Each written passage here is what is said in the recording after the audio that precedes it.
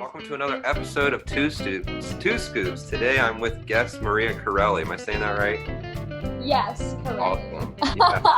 Yeah. I met Maria through a couple of friends called Golden Shoals, Mark and Amy, and follow her music, and now we're here. So if you're watching, please go give Maria a follow, and we're going to talk a little bit about her music today. So Maria, I am obsessed. I'm obsessed with Busy Line. It's a good song. It is. What's your, so you have an album you came out with in 2019. Is Strings on My Guitar or Trouble? Strings on My Guitar, which, one of the singles on it is Trouble. Yeah, okay. So you released two singles. You released Strings on My Guitar and Trouble as singles, and then you released the album. When did you start writing that whole album? Was it a collection of years and you just put it together, or was it like you sat down and wrote all the songs? Okay, that's a great question. It actually is a collection of songs from over the years, and some of them are super old songs that I wrote when I was very young, 19. So, but they were songs that I kept playing in my sets because I liked them and I was proud of them, and I wanted to hear them come to kind of a full band fruition within an album. I'd say it's my first ever album that I've put out as Maria Carrelli. I've been in different bands, like bluegrass bands, like different bands here and there, like a couple duos, and toured. I've toured for probably about almost a decade, so almost 10 years. Awesome. But yeah, that was my first album. So I do kind of attribute that to like, there's like a pretty wide range of sounds in there that you can probably hear.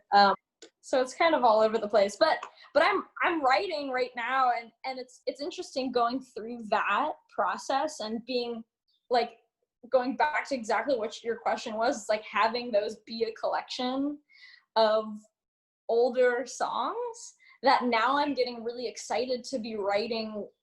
I'm writing songs with the exact purpose in mind of making an album out of those. So my writing, I would say, is as it should be, as an artist grows, is growing too, and I'm excited to put these new ones down. Awesome. What was the first song that out of these collections that you wrote? Let me think. I think it was either the track Loving You, which is kind of a softer, folkier, like Gillian Welch inspired, like kind of a little hidden story in there.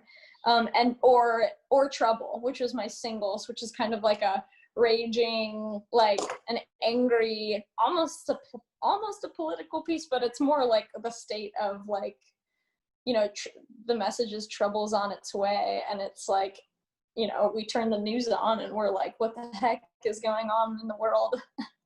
You wrote the music, but did someone produce it, or is all the accompanying instruments? The piano is amazing. Oh my God, the guitar solos, everything fits so. It's just like it was a puzzle piece perfectly put together. Was that your vision, or was there a producer behind it?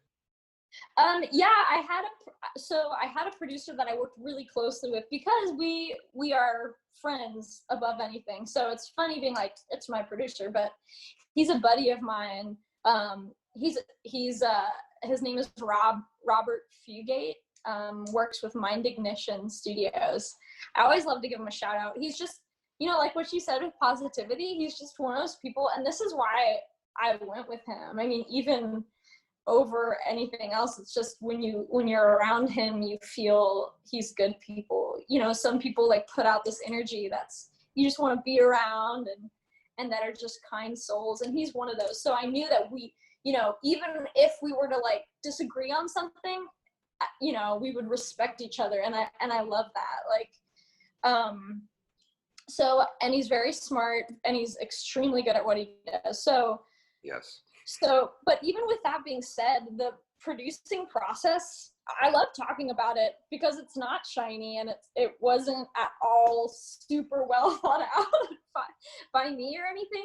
It was really like, it was a puzzle, and sometimes I'm not entirely I mean, I'm not entirely convinced that, you know, there are things that I listen back to and I'll be like, oh, I could have done this or this, but that's like the beauty in just taking a whack at it, you know? Like, it's like, well, I either have the option of never putting anything out until I think it's perfect, and then even then I'm gonna find things that are wrong with it. I'm sure, like, Stefan, because you mentioned at the beginning of the before we got started here that you were recording, and I'm sure you understand that more than ever, you know, just kind of going for it and going for what you hear in your head at that moment.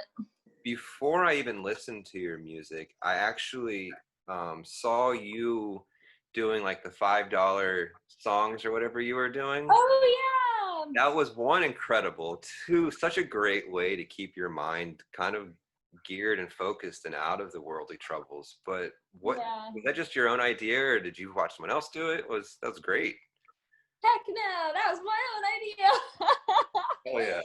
Yeah, well, actually it was, I'm sure maybe you stumbled on the other like the other like series that was like the sister series, which is the Tinder Chronicles. Long story short, I started like writing little songs to guys to people that I matched with, and that kind of was like a way of me to find my own joy in something that was inherently just weird, and like above all, I love just like making myself laugh. You know, I love making other people laugh, but truly I'm no comedian. Like I have no chill. I have no like comedic timing. Like it's all off. So it's like what I have to offer up is like, these are the things that make me laugh. So here you go. So they're like little teeny 5-minute songs about the matches. And then I transferred that over. So when COVID hit, I was like, I'm gonna go insane if I'm not doing anything. Like I'm not doing anything right now. So, and I wasn't making any money. So my brain didn't even have time to freak out. I was just like, good, I'll just make some little songs.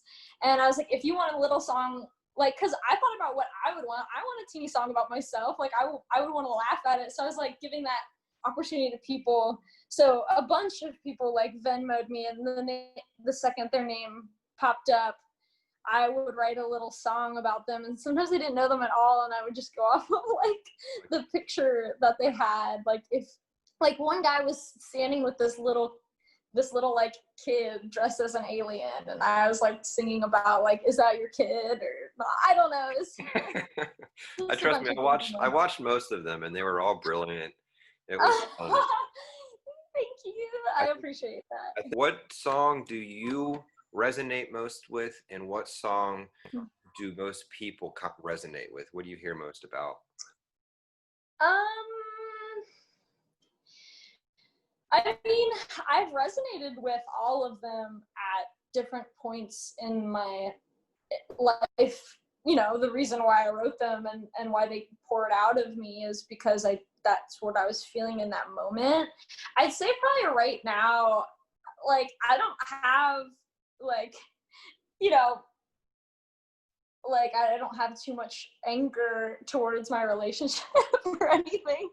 It's good right now. So I feel like probably, you know, with everything going on, like trouble's on its way. That's literally what it's about. Like it's like